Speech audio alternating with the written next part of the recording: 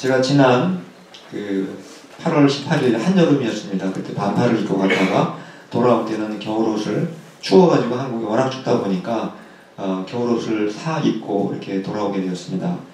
원래는 제가 3주를 예정하고 한국으로 떠났습니다. 그런데 벌써 한 4달 가까이 시간이 지나서 이렇게 돌아오게 되었습니다. 그동안에 성도님들께서 많이 기도해 주시고 또 격려해 주시고 위로해 주셔서 정말 큰 힘을 얻을 수가 있었고 또 일을 잘 마무리하고 돌아올 수 있게 되어서 너무나 감사의 말씀드립니다. 또 어려운 가운데서도 하나님의 은혜 가운데 잘 모든 일들이 순조롭게 또 마무리가 되어서 하나님께 또한 감사를 드리고 또 저희를 대신해서 매주일 또 말씀으로 섬겨주신 또 우리 박 목사님과 사모님께도 감사의 말씀을 드립니다. 또 저희가 이제 한 3년 전부터 성경 통독방을 카톡에 오픈을 해가지고 지금까지 성경을 통독하고 있는데 통독방을 통해서 또 미국의 소식을 또 알려주시고 또 저도 한국에 있는 소식들을 또 성도님과 함께 이렇게 공유할 수가 있어서 얼마나 좋았는지 모릅니다. 또 날마다 그 어려운 가운데서도 하나님 말씀을 함께 같은 본문을 읽고 또 은혜를 나누는 그 시간들이 저한테 너무나 귀했고 또 큰 위로가 되었습니다. 우리 어제 그 유집사님 마지막 환송예배, 천국 환송예배를 드렸지만 몇 주 전까지만 해도 유집사님도 그 통독방에서 말씀을 읽고 완독했다고 이렇게 메시지를 올려주셨던 기억들이 지금도 선한 것 같습니다. 제가 이제 한국에서 한 4달 동안 이렇게 이제 머물러 있으면서 많은 생각들을 해보았습니다. 그 중에 한 가지는 과연 인생이란 무엇인가 우리가 다 한 번씩 생각해보는 주제입니다만 특별히 그 기간 동안에 인생은 무엇인가에 대해서 다시 한번 생각해보게 되었습니다. 여러분들은 인생을 무엇이라고 정의를 하고 계십니까? 아마 여러분이 잘 알고 있는 한국의 유명한 가수 중에 최혜준이라고 하는 가수가 있습니다. 얼마 전에 그분도 돌아가셨는데 그분이 부른 가장 유명한 노래가 인생은 나그네 길이라는 하숙생이라는 제목이지만 그 앞에 가사 시작이 인생은 나그네 길이라고 시작하고 있습니다. 저가 직장을 다닐 때 직원들하고 노래방을 가면 제가 부르는 18번이 바로 그 곡이었습니다. 인생은 나그네 길, 누구나 다 공감하는 그러한 내용이라고 생각이 듭니다. 근데 이 인생은 나그네라는 그러한 내용은 최혜준 씨가 처음 부른 내용이 아니라 이미 성경에서 베드로가 교회에 편지를 보낼 때 비슷한 말을 했습니다. 베드로서에 제가 한번 읽어드리겠습니다. 사랑하는 자들아 거류민과 나그네 같은 너희를 권하노니 이렇게 사도 베드로는 성도들 우리를 향해서 너희는 나그네와 같다 이러한 말씀을 편지에 기록을 하고 있습니다. 그런데 저는 특별히 이번 이제 4달 동안 한국에 머물러 있으면서 물론 인생은 나그네 길이지만 또 다른 한 가지를 생각하게 되었습니다. 인생은 싸움이구나. 또 인생은 전쟁터와 같구나 하는 것들을 아주 실감하면서 그렇게 돌아오게 되었습니다. 물론 우리가 총과 칼로 싸우는 전쟁, 싸움을 의미하는 것은 아닙니다. 근데 우리가 칼과 총이 아닌 다른 것으로 싸워야 될 이러한 싸움의 대상이 굉장히 많다는 사실을 피부로 많이 느끼고 돌아오게 되었습니다. 제가 처음에 한국에 갈 때는 동생 장례식만 그냥 마치고 빨리 오려고 바로 그 다음날 티켓을 만들어가지고 적어도 장례식 끝나기 전까지 가야 되겠다 이런 생각을 하고 갔었습니다. 근데 막상 도착하고 보니까 장례식은 시작도 하지 않았습니다. 저를 기다리고 있는 것은 장례식이 아니라 동생이 사고로 죽게 된 그 소속된 그 회사와의 싸움이 시작되었다는 것을 비로소 느끼게 되었습니다. 물론 책임이 이제 그 원청 회사에게 있었지만 원청 회사는 그 모든 책임을 하청 사장에게 되도록이면 많이 떠넘기려고 그렇게 시도하는 것이었습니다. 그런데 또 문제는 하청 회사 그 사장이 도망을 가버렸습니다. 그래서 이 문제를 해결하는 것이 이게 만만한 일이 아니구나. 진짜 싸움이구나. 싸움이 시작되었구나. 이런 생각을 하게 되었습니다. 그래서 거의 저희 사촌 동생하고 거의 날마다 원청 회사를 쫓아다녔고 그리고 이제 그 노동부에 그 근로자가 사망하게 되면 노동부에서 또 일을 조사를 하는 것이었습니다. 그래서 노동부에도 가보고 또 근로복지공단도 가보고 또 이제 노무사를 또 만나서 어떻게 일을 처리해야 되는지 알아보러 다니고 변호사도 만나보고 또 담당 경찰도 만나보고 또 병원에도 다니면서 이런저런 서류도 띄어야 되고 문제를 해결하기 위해서 그렇게 돌아다니게 되었습니다. 정말 총과 칼로 싸우는 전쟁은 아니었지만 이게 바로 싸움이고 전쟁이구나 하는 것을 실감하게 되었습니다. 다행히 우리 성도님들의 간절한 기도를 통해서 그래도 일을 어느 정도 빨리 마무리가 되어서 이렇게 돌아올 수가 있게 된 것 같습니다. 근데 제가 한국에서 제가 감당해야 될 싸움은 단지 건설 회사와의 싸움만은 아니었습니다. 또 다른 종류의 많은 싸움들이 작은 큰 싸움들이 있다는 사실을 발견을 하게 되었습니다. 물론 아버지와는 싸움이라기보다는 씨름을 많이 했던 것 같습니다. 아버지가 이제 삼형제 중에 2명이 먼저 세상을 떠났기 때문에 저밖에 없었고 또 저만 의지하는 상태였습니다. 그래서 일단은 제가 한국에 머물러 있는 수 있는 상태가 아니었기 때문에 먼저 아버지를 요양원에 모셔야 되겠다는 생각을 가지고 서울과 경기도 일대 모든 요양원들을 다 찾아보고 조사를 해보았습니다. 아버지를 모시고 이런저런 요양원을 찾아다녔는데 갈 듯 말 듯 가겠다 그러다 또 번복하시고 그러기를 신랑이를 굉장히 많이 버렸습니다. 그러나 이제 요양원에 안 가시겠다고 말씀을 하셔서 포기하고 그냥 아버지 그러면 알아서 잘 생활하시다가 잘 지내시라고 이렇게 하고 오려고 했었습니다. 근데 날씨가 한국이 춥다 보니까 갑자기 생각이 바뀌셔가지고 내가 요양원에 들어가야 되겠다. 또 저마저 이제 미국에 들어가게 되면 홀로 남게 되기 때문에 굉장히 불안하셨던 것 같습니다. 그래서 다시 또 요양원을 또 찾아다니고 그런 끝에 다행히도 집에서 가까운 곳에 요양원을 들어갈 수가 있었습니다. 보통 6개월에서 1년 정도를 기다려야만 그곳에 들어갈 수가 있었는데 시설이 워낙 좋고 구에서 운영하기 때문에 굉장히 시설이 좋은 곳이었습니다. 근데 신청하고 일주일 만에 자리가 생겼습니다. 정말 하나님의 은혜라고 생각을 하고 있는데 바로 일주일 만에 거기에 들어가셔서 지금은 안정적으로 잘 이제 생활을 하고 계십니다. 그래서 그런 문제도 잘 해결이 됐는데 요양원에 계신 사이에 저희 집을 이제 제가 수리를 해야 되겠구나. 어머니 돌아가시고 나서 10년 가까이 집이 방치가 돼가지고 완전히 집이 쓰레기 더미로 쌓여 있었습니다. 그래서 저 원래 거기 가서 첫날서부터 집안에 있는 쓰레기를 제가 버리는 게 일이었습니다. 근데 아버지는 쓰레기라고 생각을 안 하시고 다 필요한 거다고 생각을 하시기 때문에 버릴 수가 없었습니다. 그래서 아버지가 밤 11시에 주무시면 12시, 1시까지 집에 있는 쓰레기를 모아다가 버리는 일을 몇 주 동안 그렇게 했었습니다. 근데 이제 요양원에 들어가셨기 때문에 이때다 이제 생각하고 집도 수리도 하고 거의 집에 있는 쓰레기를 거의 다 이제 버렸습니다. 그리고 나서 이제 한 일주일 지나고 아버지가 집에 한번 방문을 하게 되었습니다. 그때 무슨 일이 일어났겠습니까?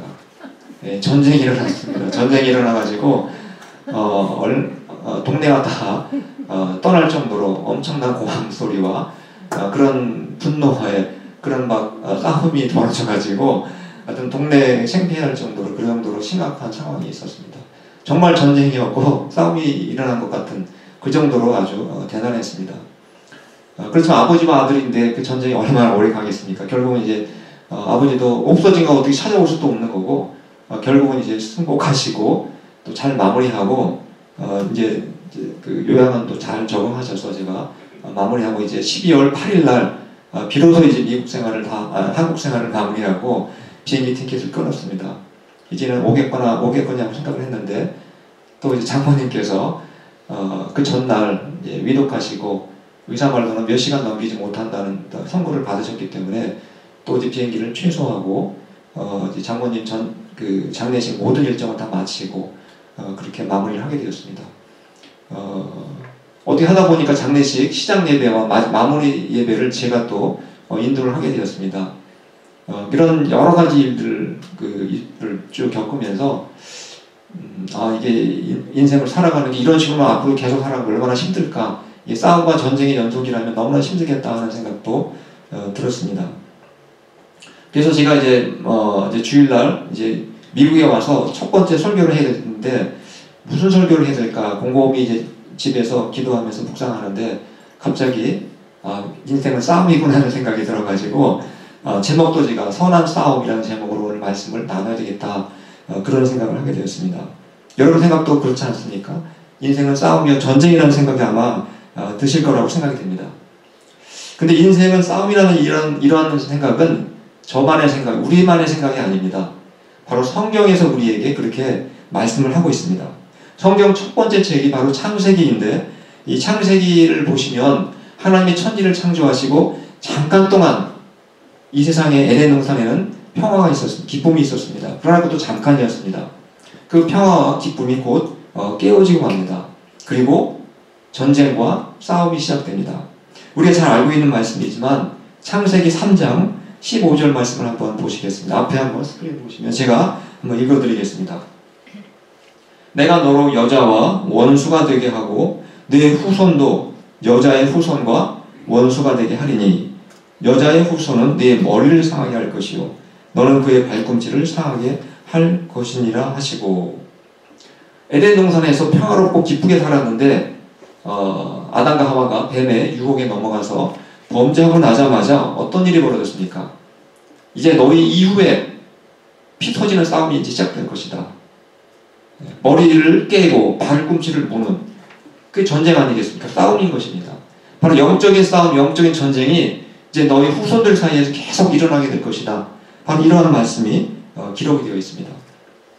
즉 뱀의 후손은 누구이겠습니까? 사탄과 사탄의 지배를 받는 사람들. 여자의 후손은 메시아 되시는 예수 그리스도께 속한 사람들 또는 예수님을 보통 의미하기도 합니다.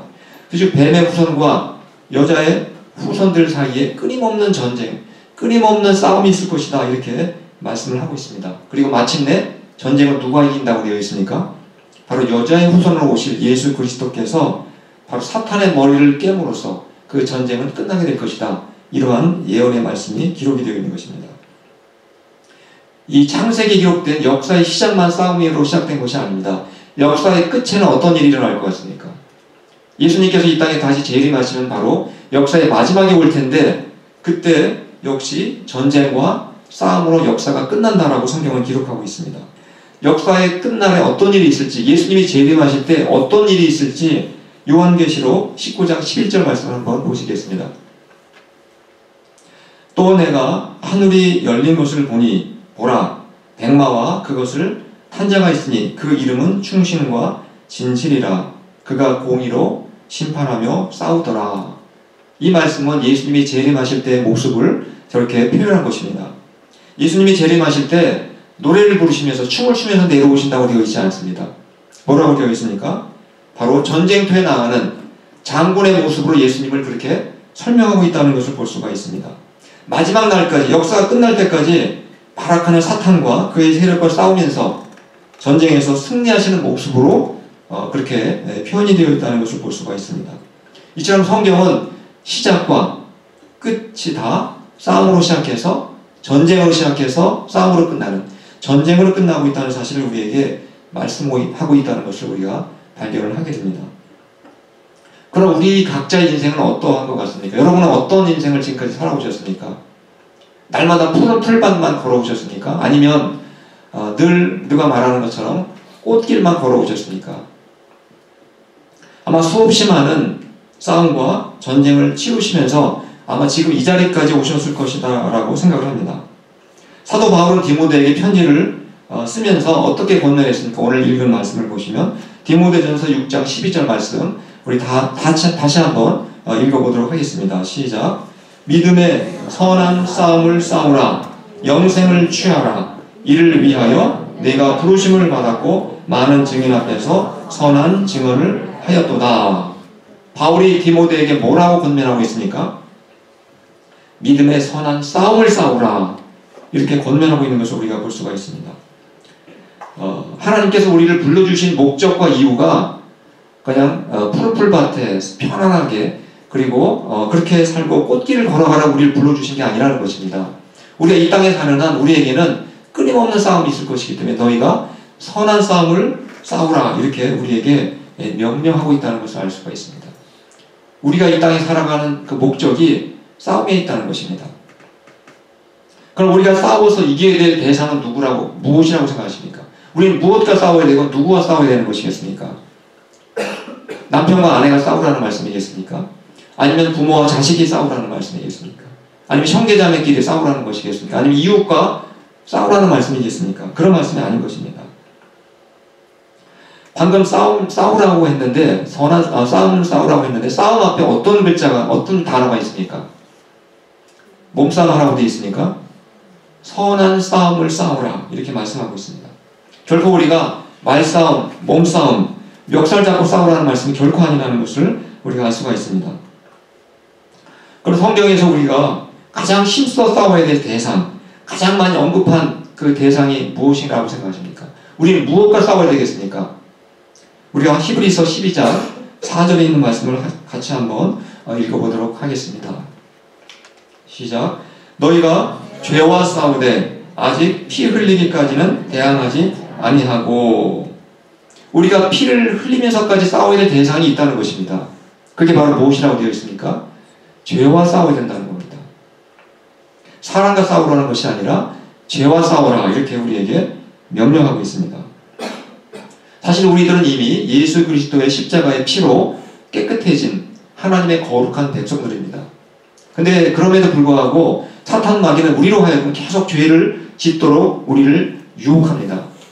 우리의 영혼을 더럽게 만들려고 노력합니다. 왜 그렇습니까? 하나님은 우리의 영혼이 더러워질 때, 우리가 죄에 빠지면 우리를 사용하실 수가 없습니다. 하나님은 깨끗한 사람, 깨끗한 영혼을 들어서 사용하시는 분이십니다.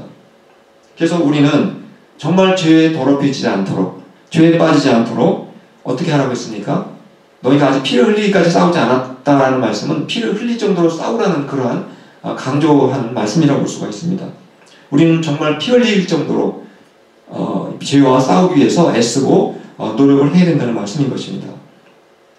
그럼 우리가 특별히 죄와 싸우라고 그랬는데 어떤 죄와 특별히 우리가 더 열심히 싸워야 될 것 같습니까? 그래서 우리가 그리스도인으로서 가장 흔하게 지을 수 있는 죄가 무엇인가를 생각해 보면 알 수가 있습니다. 요한일서 2장 5절 말씀을 한번 보시겠습니다. 제가 한번 읽어드리도록 하겠습니다.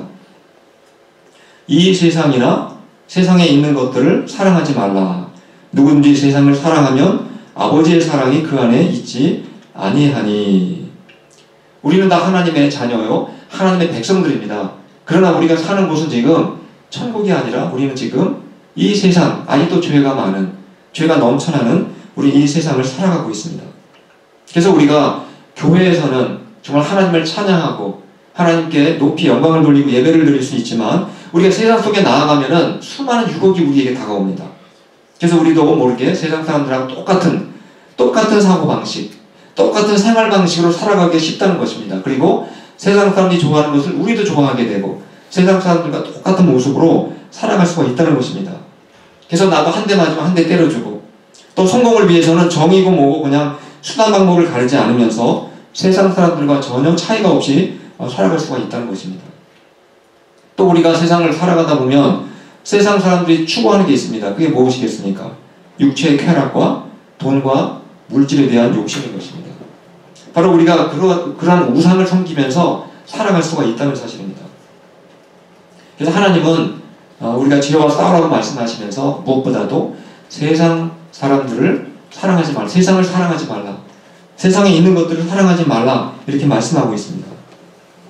근데 우리가 세상을 사랑하지 않고 또 세상에 속한 것들을 사랑하지 않는다는 것이 그렇게 쉽지가 않다는 것입니다. 그러니까 지금 바울이 죄와 싸우라 이렇게 말씀하고 있는 것입니다. 그리고 히브리서 저자도 죄와 피 흘리기까지 너희가 싸워야 된다. 그렇게 싸우지 않으면 너희도 모르게 세상을 사랑하게 되고 그리고 세상에 있는 것들을 사랑할 수 있다, 이렇게 말씀하고 있는 것입니다. 또 우리가 쉽게 빠지기 쉬운 죄가 있다면 무엇이라고 생각하십니까? 보통 사람들이 모인 곳에는 항상 있는 것이 있습니다. 무엇인 것 같습니까? 사람들이 모여있는 곳에는 그것이 친목회가 됐든 교회가 됐든 어떤 단체가 됐든 사람이 모이면은 항상 발생하는 일이 있습니다. 그것은 바로 분열과 미움이라는 사실입니다. 제가 한국에 이제 한 4달 동안 있으면서 거의 3달 가까이 아버지가 다니시는 그 교회를 다녔습니다. 그 교회는 제가 결혼식을 했던 교회이기도 합니다. 그런데 그 교회를 다니면서 알게 된 것은 제가 다니는 동안에 그 교회에 장로님이 10분 정도 계시는데 10분 중에서 5분이나 되는 장로님들이 교회를 떠나는 일이 있었습니다. 약 한 5년 전쯤에 그 교회 후임 목사님이 이제 부임을 하셨습니다. 근데 이 후임 목사님은 전임 목사님하고는 설교하는 스타일이 전혀 달랐습니다. 제가 결혼식 때 주례하신 분은 원로 목사님이셨는데 후임으로 오신 분하고는 전혀 설교 스타일도 다르고 성격도 다르고 또 교회를 이끌어가는 방식이 전혀 달랐습니다. 그러다 보니까 장로님 중에서 한 5분 정도 그 목사님의 설교 스타일이 마음에 안 들었던 모양입니다. 결국은 그 장로님 5분하고 그분들을 따르는 많은 집사님들이 교회를 떠나는 가슴 아픈 일이 있었습니다. 제가 생각하기에는 그 후임 목사님이 이단 사상을 가르친 것도 아니었고 또 그분이 도덕적으로 문제를 일으킨 것도 하나도 없었습니다. 단지 설교 스타일이 좀 다르고 교회를 이끌어가는 방식이 좀 차이가 있었던 것 같습니다. 그렇다면은 조금 그 성도님들과 같이 장로님들이 서로 이해하고 포용하고 기도하면서 그러한 갈등을 풀어나갔으면 좋았을 것이라고 생각을 했는데 결국은 분열과 그러한 갈등이 해결되지를 못했습니다. 그렇게 사람이 모인 곳에는 심지어 교회마저도 이 분열과 미움에서 참 자유롭지 못하다는 것을 또 그 교회에 있으면서 많이 실감을 했습니다. 근데 요즘 한국에는 그 교회뿐만 아니라 문제가 없는 교회가 별로 없다고 합니다. 근데 한국 교회뿐이겠습니까? 예수님의 그 사도들이 개척한 그 교회들도 마찬가지였습니다. 여러분 서신서를 보시면은 사도들이 권면한 내용들의 상당 부분이 너희가 하나가 되어야 된다. 서로 사랑해야 된다. 이런 말씀이 얼마나 많습니까? 위대한 사도 바울이 개척한 고린도 교회는 어떻게 되었습니까? 2개로 분열된 게 아니라 4개로 분열되어서 그 교회가 심각한 어려움에 빠진 적이 있었습니다. 그래서 그리스도인들이 정말 우리가 피를 흘리면서까지 정말 싸워서 이겨야 되는 죄가 있다면 바로 그것은 바로 분열과 미움의 죄라는 사실을 발견할 수가 있게 됩니다. 근데 우리가 말로는 쉽죠. 말로는 우리 성도를 사랑해야 된다. 서로 하나가 된다. 이런 말하기 쉽지만 이것이 그렇게 생각보다 쉽지 않기 때문에 그래서 사도 바울은 너희가 선한 싸움을 싸워야 된다. 히브리서 저자 역시 너희가 피를 흘리기까지 죄와 싸워야 된다라고 그렇게 강력하게 우리에게 권면을 하고 있는 것입니다. 그럼 우리는 어떻게 싸워야만 이 모든 이러한 죄들과 싸워 승리할 수가 있겠습니까? 성경에는 여러 가지 경험을 통해서 우리에게 어떻게 이 싸움을 잘 싸워서 이길 수 있는지 그런 방법들을 우리에게 많이 가르쳐주고 있습니다. 우리 여호수아서를 보시면은 그 여호수아와 관련된 내용들이 많이 기록이 되어 있습니다. 광야에서는 여호수아가 나름대로 전쟁에 승리한 그런 경험들이 있었습니다. 그것은 바로 모세가 그 당시 지도자였고 모세 밑에 있으면서 많은 전쟁 경험을 겪었던 그런 그 여호수아였습니다. 그러나 이제 광야를 이제 지나서 가나안 땅에 들어가게 되었을 때 또 다른 전쟁이 기다리고 있었습니다. 그때 모세가 살아있었다면 조금 낫었겠지만 모세가 이미 죽고 난 후였습니다. 근데 여호수아는 전쟁을 앞두고 싸움을 앞두고 당연히 두려움에 빠질 수밖에 없었습니다. 그러나 나중에 여호수아는 결국 전쟁에 승리하는 것을 우리가 성경을 통해서 알 수가 있게 됩니다. 그럼 여호수아는 어떻게 전쟁에 승리할 수 있었다고 생각하십니까? 그러니까 여호수아서 1장 9절 말씀을 한번 같이 읽어보도록 하겠습니다. 시작. 강하고 담대하라. 두려워하지 말며 놀라지 말라. 네가 어디로 가든지 네 하나님 여호와가 너와 함께 하느니라. 여호수아가 두려움에 빠졌지만 누가 함께 하겠다고 했습니까? 바로 하나님이 너와 함께 하겠다. 그게 무슨 말이겠습니까? 하나님이 너와 함께 싸워주겠다는 말씀인 것입니다. 하나님이 여호수아가 싸운 걸 옆에서 구경만 하고 지켜만 보겠다는 말씀이 아니라 내가 너와 함께 싸워줄 테니까 두려워하지 말라. 이렇게 말씀하고 있는 것입니다. 즉 싸움은 우리 혼자서는 이길 수가 없다는 것입니다. 아무리 경험이 많았던 여호수아였지만 그 역시 하나님이 함께하지 않았다면 결코 승리할 수 없었다는 사실입니다. 그럼 우리는 현재 우리는 어떻습니까? 우리 여호수아와 우리와 어떤 차이가 있는 것 같습니까? 차이가 있습니까? 우리도 마찬가지입니다. 우리 마태복음 28장 18절로 20절 말씀을 한번 같이 읽어보도록 하겠습니다. 예수님이 우리에게 제자들에게 하셨던 말씀입니다. 시작. 예수께서 나와 말씀하여 이르시되 볼지어다 내가 세상 끝날까지 너희와 항상 함께 있으리라. 예수님께서 우리와 잠깐 함께 하겠다고 말씀하신 것이 아닙니다. 세상 끝날까지 너희와 항상 함께 하겠다 말씀하셨습니다. 이 말씀 역시 하나님이 우리와 같이 그냥 함께 계시면서 우리가 싸우는 것을 구경만 하시겠다는 말씀이 결코 아닌 것입니다. 너희가 영적 전쟁, 영적 싸움을 싸울 때 내가 너희와 함께 싸워주겠다. 함께 전쟁을 하겠다. 바로 이러한 말씀인 것을 우리가 알 수가 있습니다. 그래서 우리가 앞에 놓여 있는 영적인 싸움, 영적인 전쟁에서 승리하기 위해서는 이와 같은 하나님의 말씀, 하나님의 약속, 예수님의 약속의 말씀을 믿고 의지하며 살아갈 때 우리는 우리 앞에 놓여 있는 수많은 영적 전쟁, 영적 싸움을 승리하고 이길 수가 있다는 사실입니다. 그런데 보통 이제 나라와 나라 사이에 전쟁이 일어나게 되면 여러분 한 개인이 나가서 싸우는 경우는 없습니다. 보통 어떻게 합니까? 싸울 때 혼자 나가서 싸웁니까? 조직을 만듭니다. 그래서 보통 소대 또는 중대, 대대, 연대, 사당 이런 식으로 군인들을 조직해가지고 그렇게 싸움을 하게 됩니다. 성경에서도 보시면 10명, 100명, 이렇게 뭐 1000명 단위로, 그래서 100부장 또는 뭐 1000부장 이런 군대 조직을 만들어가지고 그 당시 전쟁을 치루었습니다. 즉 우리가 전쟁에서 승리하기 위해서는 한 개인이 나가서 싸워서 되는 것이 아니라 반드시 공동체를 이루어서 함께 싸워야만 우리가 전쟁에서 승리할 수 있다는 사실입니다. 그래서 하나님께서는 하나님의 백성인 우리들이 이 영적인 전쟁과 싸움에 승리할 수 있도록 하기 위해서 무엇을 만드셨습니까? 어떤 조직을 만드셨습니까? 바로 교회를 만드셨다는 사실입니다. 그리고 예수님께서는 교회를 만드시고 우리에게 약속해 주신 게 있습니다. 그 약속의 말씀이 바로 마태복음 16장 18절의 말씀이기도 합니다. 같이 한번 읽겠습니다. 시작. 또 내가 네게 이르노니 너는 베드로라. 내가 이 반석 위에 내 교회를 세우리니 음부의 권세가 이기지 못하리라. 베드로처럼 예수님이 그리스도이심을 믿는 사람들을 모임을 뭐라고 합니까? 바로 교회라고 하지 않습니까? 바로 예수님께서는 교회를 세우시고 마귀, 사탄, 죽음 등 그 어떠한 세력도 교회를 이길 수 없다. 너희가 반드시 승리한다. 이러한 약속을 우리에게 해주셨다는 사실입니다.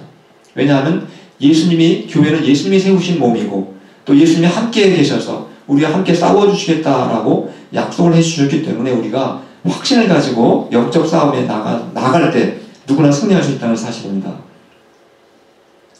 아까도 처음에 우리가 언급했듯이 우리 모두는 이미 그동안에 수많은 영적인 싸움과 또 영적인 전쟁을 통해서 이 자리까지 오게 되었습니다. 그러나 그 싸움이 끝났다고 했습니까? 끝났습니까?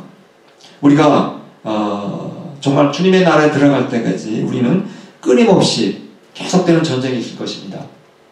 어제 우리가 장례 예배를 드렸지만 유집사님이 이미 모든 영적인 싸움과 전쟁을 마치시고 천국에 들어가셨지만 우리도 똑같은 길을 나중에 가게 되기 전까지는 끊임없이 우리도 영적인 전쟁과 싸움이 계속된다는 사실입니다.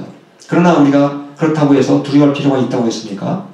두려워할 필요가 없다는 것입니다. 그것은 만왕의 왕이시오 만주의 주이신 예수 그리스도께서 우리와 함께 계시고 우리와 함께 싸워주시겠다 이렇게 약속을 해주셨기 때문인 것입니다. 저는 저와 또 여러분 모두가 우리의 모든 영적인 싸움과 전쟁을 마치는 날이 언젠가 올 텐데 그때 우리도 사도 바울처럼 고백할 수 있었으면 좋겠습니다. 사도 바울은 모든 영적인 싸움과 전쟁을 마치고 어떤 고백을 했습니까? 바로 그 고백이 디모데후서 4장 7절에 기록이 되어 있습니다. 이 사도 바울의 고백이 우리의 고백이 되기를 간절히 바라는 마음으로 다 함께 같이 읽도록 하겠습니다. 시작. 나는 선한 싸움을 싸우고 나의 달려갈 길을 마치고 믿음을 지켰으니. 이 사도 바울의 고백이 우리도 언젠가 영적 싸움이 끝나는 그날 똑같은 고백이 나올 수 있기를 또 우리의 고백이 될 수 있기를 간절히 축원합니다. 기도하시겠습니다. 하나님 아버지, 저희가 나그네 같은 인생을 살아가면서 날마다 우리가 편안한 인생을 살아가는 것이 아니라 때로는 싸움과 전쟁의 연속임을 깨닫게 됩니다. 그러나 우리의 싸움은 총과 칼로 싸우는 싸움이 아니라 바로 죄와의 싸움임을 다시 한번 기억합니다. 그리고 피를 흘리기까지 죄와 싸우라 하고 주님은 우리에게 명령하고 계십니다. 무엇보다도 우리가 세상을 사랑하지 않게 하여 주시옵소서. 우리가 성공을 위해서 수단 방법을 가리지 않거나 또 육체의 쾌락과 돈과 물질에 대한 욕심에 붙잡히지 않게 하여 주시옵기를 원합니다. 또한 분열과 미움에 사로잡히지 않게 하여 주시옵기를 원합니다. 분열과 미움을 하나됨과 사랑으로서 우리가 싸워 이길 수 있도록 도와 주시옵소서. 주님은 우리가 영적 전쟁에서 승리할 수 있도록 우리와 세상 끝날까지 항상 함께 계시겠다고 약속해 주셨습니다. 또한 하나님은 우리에게 교회 공동체를 세우시고 마귀의 권세와 싸워 승리할 수 있도록 우리를 도우시겠다고 약속해 주셨습니다. 이러한 약속의 말씀을 우리가 굳게 믿고 우리 앞에 놓여있는 영적 싸움과 영적 전쟁에서 모두 승리해서 사도 바울처럼 나는 선한 싸움을 싸우고 나의 달려갈 길을 마치고 믿음을 지켰으니 라고 고백할 수 있는 저희 모두가 될 수 있도록 도와주시옵소서. 예수님의 이름으로 감사하며 기도합니다. 아멘.